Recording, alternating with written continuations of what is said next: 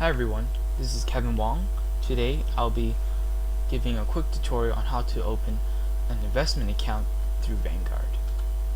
Just a quick overview.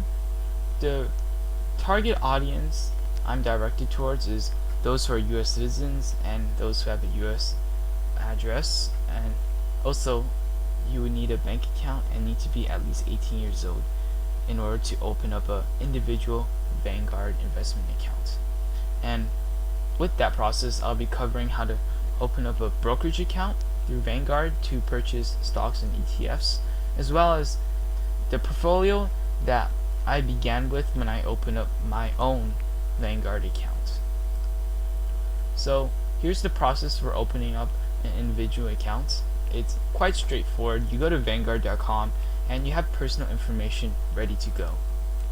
This is the confirmation you get at the very end, such as your individual account number, and also I recommend choosing non-retirement for investment purpose, because this account is just for general investing, general savings, and to choose individual account type. Also, here is your funding method, and I chose electronic bank transfer from my bank account, which is from Chase. And you begin by transferring an initial sum of money into your investment account. I chose $5,000 to begin investing with, and I put the $5,000 in my investment account in the Prime Money Market Fund. This is simply a fund to put your money when it's not being invested in anywhere else. Also, there's personal information here. So after you open your individual investment account and you want to buy ETFs, stocks, and bonds, you have to open up a Vanguard brokerage account in order to do so. And with the brokerage account, it is for buying stocks and securities, and it just gives you so much more flexibility in investing, and I highly recommend opening up a brokerage account too. So the process for opening up a brokerage account is also quite straightforward, but there's also some things that I'll be covering that may not seem so straightforward.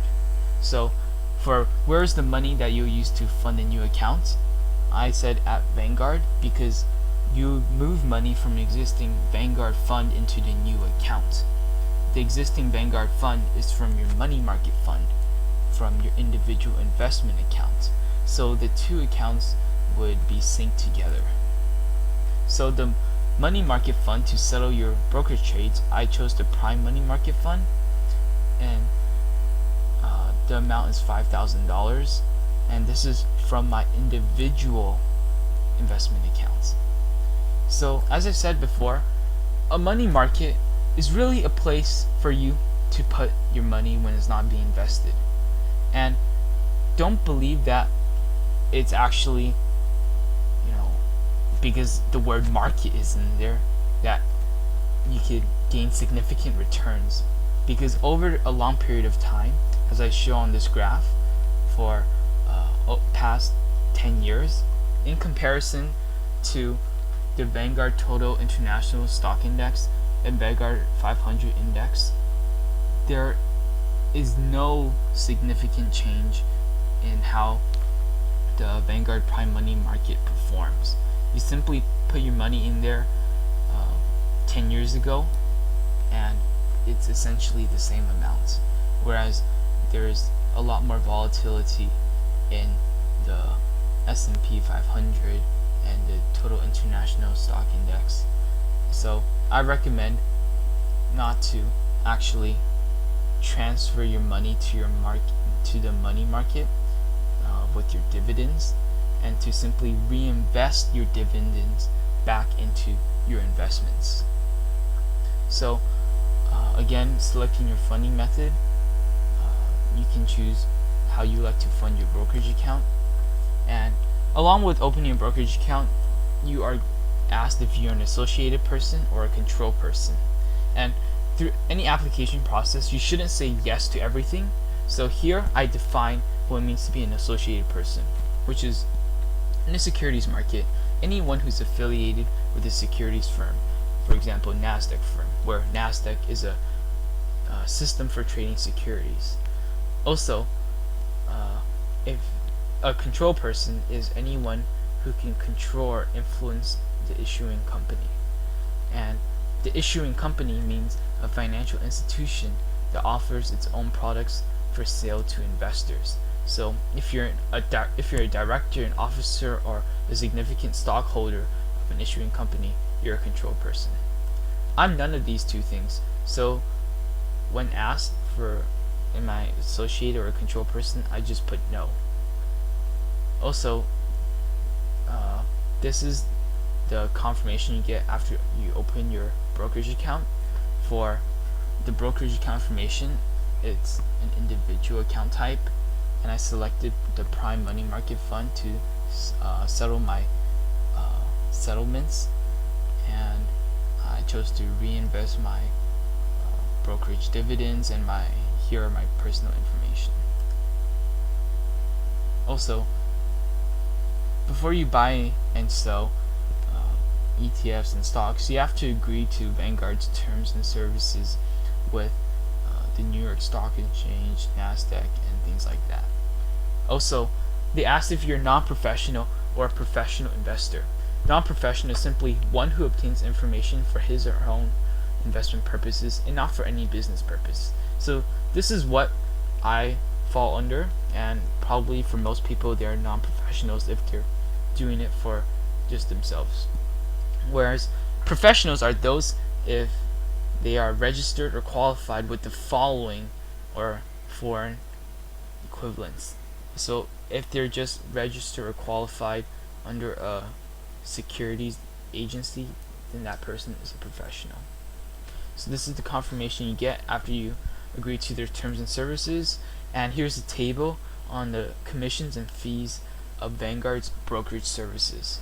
So this is organized into the valuation of your assets in Vanguard funds and Vanguard ETFs. So beginning to invest, for myself, I began with $5,000, so I fall in this category. But what's interesting is for Vanguard ETFs, they're free in commission for everybody, whereas I have to pay a fee in purchasing stocks and non-Vanguard ETFs.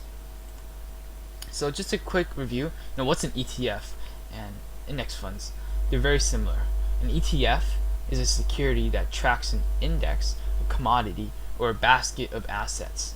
So it trades like a stock on an exchange.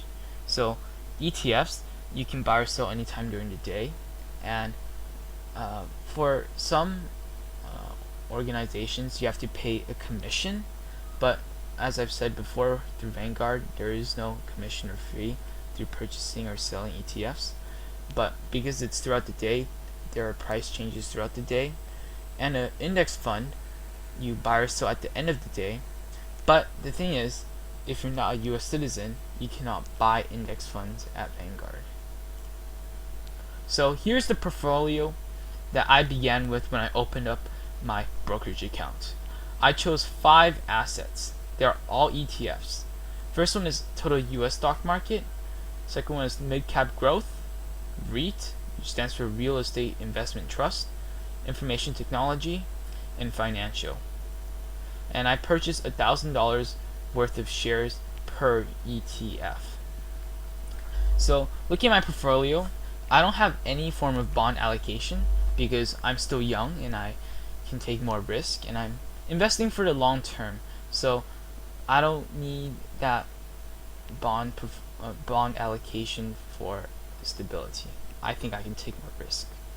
And looking at the US economy, I thought real estate, technology, and financial services seemed to be most promising, and I invested in these sectors through REIT, information technology, and financial. And I'll cover the rationale for purchasing each of these assets right now. So Vanguard Total Stock Market ETF, VTI, I bought this because I saw that there's historically a 9.44% annual rate of return per year in the US stock market, and this was shown over the past 25 years. So there's a very high probability that the US will continue to have returns over the next years. Also, I purchased REIT ETF. REIT stands for Real Estate Investment Trust, and it's an investment trust that directly invests and manages in real estate, such as commercial properties, mortgages, things like that. And REITs are shares that can be bought and sold in the stock market. And they essentially have one major cost, which is the bank's interest rate. And this is shown in mortgages because the cost of a mortgage is through the interest rate. And luckily, interest rates are low today. For information technology ETF, I decided to buy into this because the pace of technology is accelerating exponentially, and in the long run, I can expect returns. Information technology is the application of computers and telecommunications to store, retrieve, transmit, and manipulate data. I also bought into the financials ETF, and this is because the financial sector had a huge hit from the recession, but recently is recovering. And recently, Warren Buffett, shown in Berkshire Hathaway, has a large stake in Wells Fargo, an 8.9% stake, which is equivalent to roughly $15.6 billion as of February, whereas Berkshire Hathaway's Coke stake was valued at $14.5 billion. So, for mid-cap growth ETF, I decided to purchase this because in times of recessions, mid-cap companies suffer more than large-cap companies. And mid-cap means middle capitalization, which means companies with capitalizations of $2 to $10 billion. So they suffer more because compared to large cap companies, they don't have enough resources, capabilities, international exposure. They're more reliant on domestic markets, things like that. They're just smaller. But their prices are lower now than before because of the drop in the economy. So we can expect mid-cap companies to bounce back and to grow after the recession.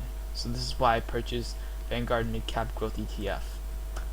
So with all my ETFs, you can make specific type of orders. There are 4 types. For all of them, I did market orders because I bought them at the best available price, because I want to hold onto those shares as soon as possible, because with the longer time I hold on to them, the more possibility they can grow, because I want to give them time to grow.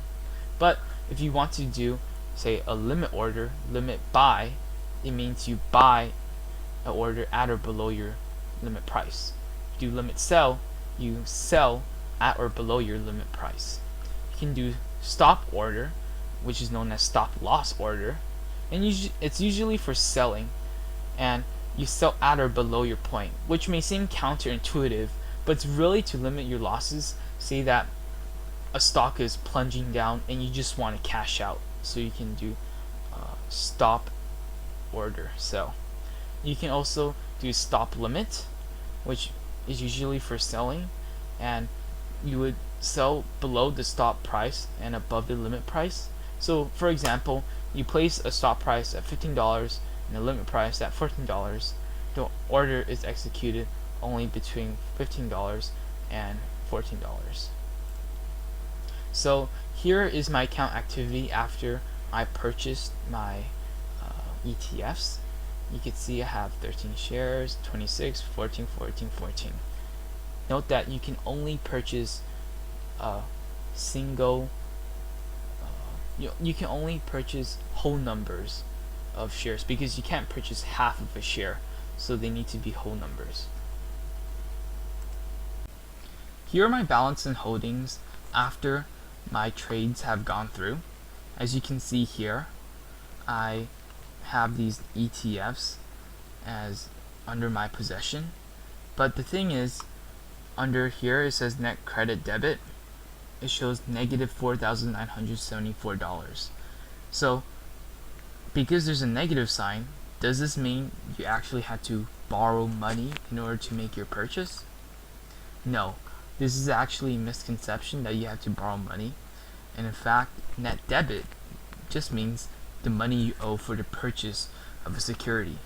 And the money is reflected as net debit until the close of business on the settlement date of the trade. So when the settlement date occurs, Vanguard Brokerage Services automatically withdraws or sweeps money from the money market settlement fund to settle the trade. So after this sweeping, looking at our balances and holdings, the net credit debit goes to zero and Vanguard Prime Money Market Fund is reduced because the net debit was settled by taking the funds from here and settling this amount. So I recommend for having an investment account after you allocate your portfolio and purchase your ETFs to in fact have regular intervals to check your account ever so often, say every month, just to see the performance of your account. And remember that you're investing for the long run, so don't worry if say you don't experience significant change in a short amount of time. So I recommend for every month to say put aside a few $100s in order to add to what you have already or to rebalance a portfolio. It's really up to you, and the allocation is more of personal preference. And with that, thank you for following this tutorial, and I hope you open up an investment account. Thank you.